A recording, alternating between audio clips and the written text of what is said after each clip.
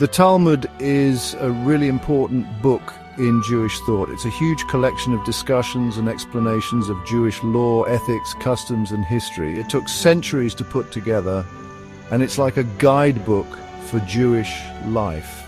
It tackles big questions about life, what's right and wrong, and what happens after we die.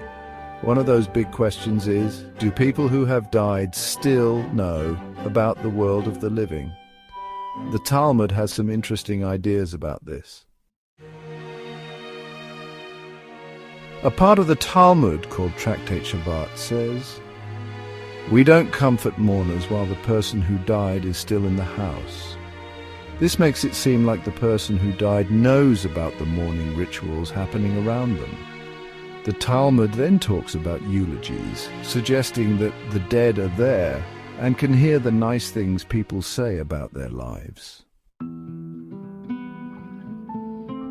Rabbi Eliezer ben Azariah, a wise teacher from a long time ago, had a strong opinion. He said, "The souls of good people are close to God."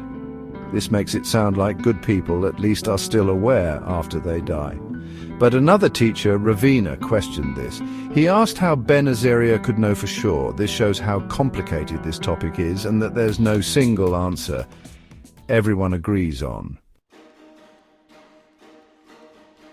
The Talmud says it's really important to treat people who have died with respect, even after their soul is gone. This respect includes their body and their belongings. For example, it's disrespectful to put a Torah scroll on a coffin, because it would look like the Torah died with the person. This shows the belief that even though someone is physically gone, they are still special. One last act of kindness: going to a funeral. The Talmud encourages us to go to funerals. This is seen as a very good deed. The Talmud teaches that if you go to a funeral, God will be with you when you need it. This shows how important it is to be kind and respectful to those who have died and their families, even though the person isn't physically there anymore. There's a cool story in the Talmud about Rabbi Hiyya and his student Rabbi Jonathan.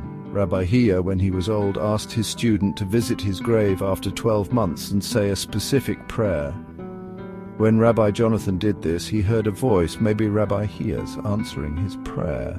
This story suggests that maybe the living and the dead can communicate, but it's not totally clear.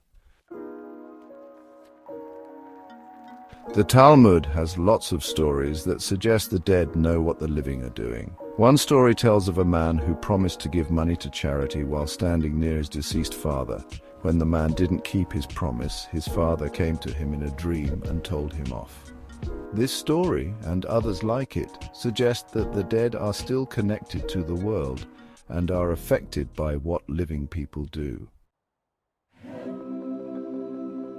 What the Talmud says about the dead knowing things has really shaped Jewish traditions around death and mourning.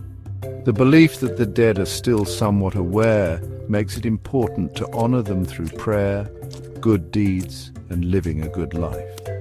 It encourages mourners to live in a way that would make their loved ones proud, knowing that what they do still matters, even after death. The question of whether the dead know things is still a mystery. People still talk about it and wonder. The Talmud, with its many different viewpoints, offers a lot of ideas, letting each person decide what they think. Even though there's no single answer, the Talmud's exploration of this big question gives us comfort, guidance, and a deeper understanding of the connection between the living and the dead.